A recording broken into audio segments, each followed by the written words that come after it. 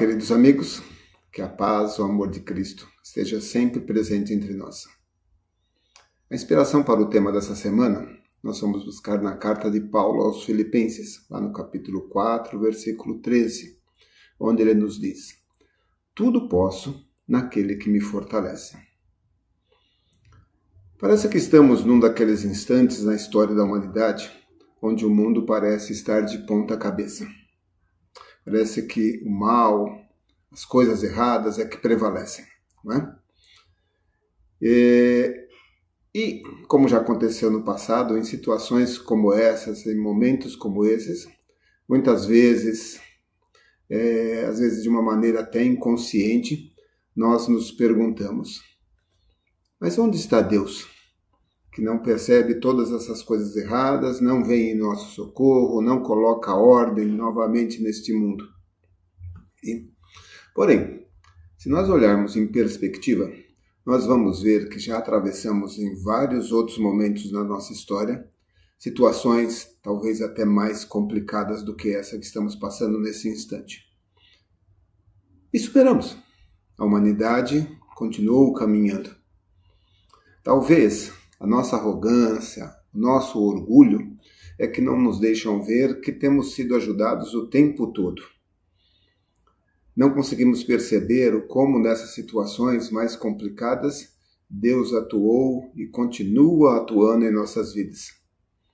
E por não termos essa consciência, essa memória, essa humildade de aceitar e entender isso, é que temos dificuldades para enfrentar as dificuldades presentes, né?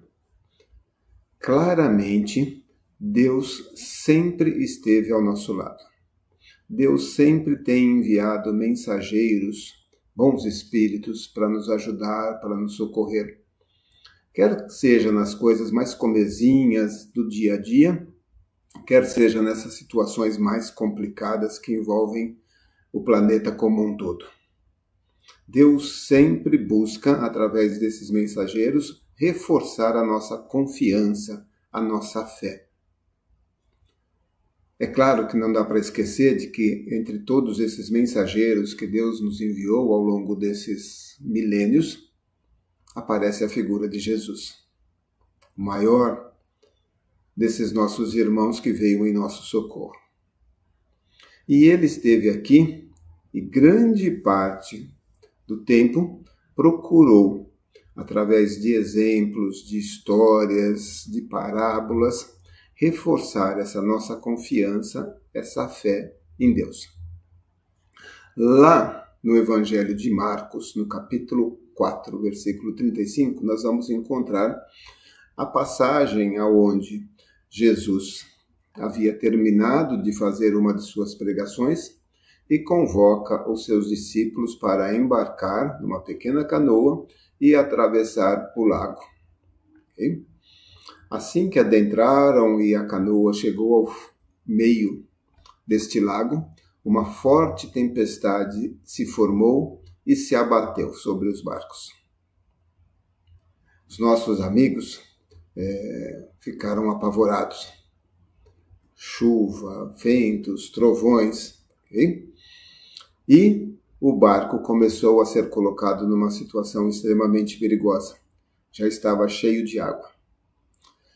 Os nossos irmãos, aqueles que já estavam acostumados, inclusive, a ver Jesus atuando, desesperados, se viram para a polpa do barco e veem Jesus dormindo.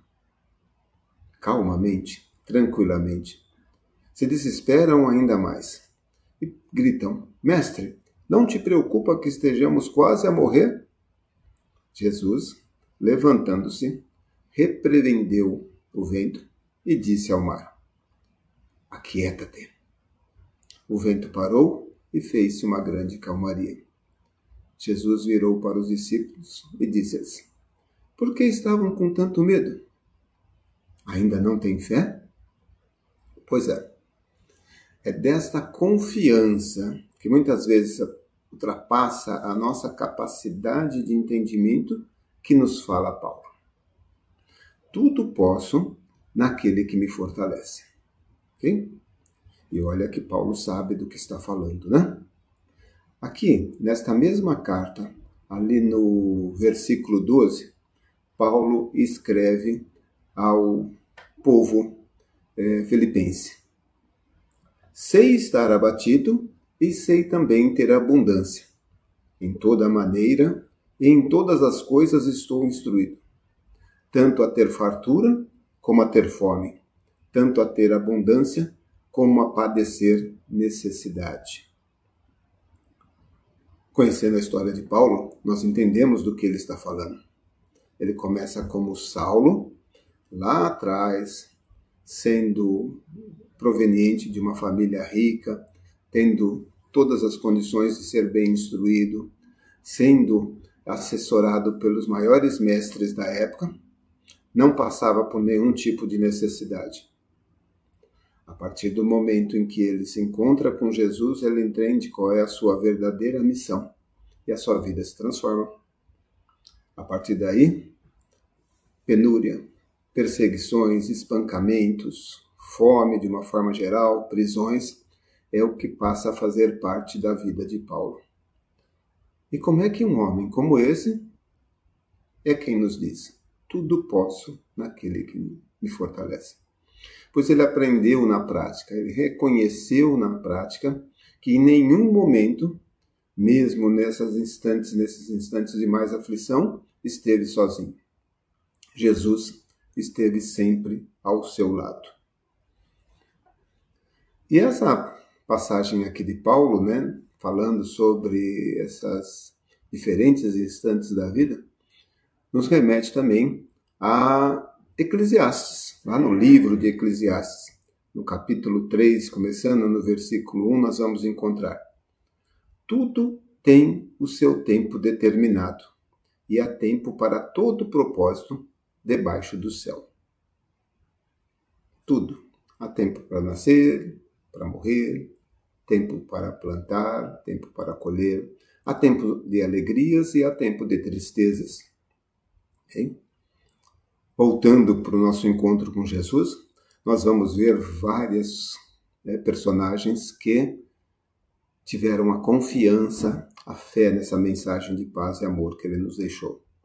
Nós vamos encontrar Jairo pedindo pela saúde de sua filha, o centurião romano, para que Jesus salvasse o seu servo, mesmo não sendo ele digno de que Jesus entrasse em sua casa. Nós vamos encontrar também a mulher hemorrágica, que anda quilômetros com o seu problema, sabendo, tendo a confiança, tendo a fé de que bastaria tocar o manto de Jesus para ser curada. E isso acontece com todos aqueles que demonstraram fé e confiança. Jesus, a todo instante, nos mostra a necessidade dessa confiança, dessa fé nesse Pai de amor. E ele diz que essa fé é que nos possibilita mover montanhas. Acontece que nós materializamos o movimento dessas montanhas. Nós pedimos que Deus nos resolva os problemas, ao invés de nos dar a possibilidade de fazê-lo. E é isso que ele nos traz. Muitas vezes, ele busca nos mostrar que existem alternativas, existem rotas diferentes nas nossas vidas, que, se seguidas, evitariam muitos desses problemas que enfrentamos hoje. Não é? Mas mais do que isso, mover montanhas significa ter a consciência também de que muitas dessas montanhas residem dentro do nosso coração. E cabe apenas a nós o esforço, o trabalho para superá-las. A montanha que nos impede de abraçar aquele irmão necessitado. A montanha que nos impede de perdoar aquele que nos tem ofendido. É esse exame de consciência que Jesus nos pede. É esse entendimento de que temos dentro de nós toda a possibilidade de sermos espíritos felizes, independente da situação que estamos atravessando nesse instante, que ele nos alerta. E como fazer isso? Jesus nos deixou uma grande ferramenta para isso. Ele disse que para remover essas montanhas que trazemos dentro do nosso coração, bastaríamos aplicar o grande mandamento que ele nos deixou: amar o próximo como a nós mesmos. Fazer ao próximo aquilo que gostaríamos que fosse feito. Não fazer ao próximo aquilo que não gostaríamos que fosse feito conosco. A grande lei áurea bastaria para remover muitas dessas montanhas que trazemos dentro de nós. Para finalizar, amigos, talvez nos caiba aqui trazer para reflexão a frase que o já saudoso Papa Francisco nos deixou. Às vezes, em nossa vida, os óculos para ver Jesus são as lágrimas. Que nós possamos ter essa fé, essa confiança que Jesus, que todos esses espíritos, como o próprio Papa Francisco nos deixou, venham nos fortalecer, nos alertar e nos dar a energia suficiente para atravessarmos os nossos próprios desafios. Que a paz, o amor de Cristo esteja sempre conosco.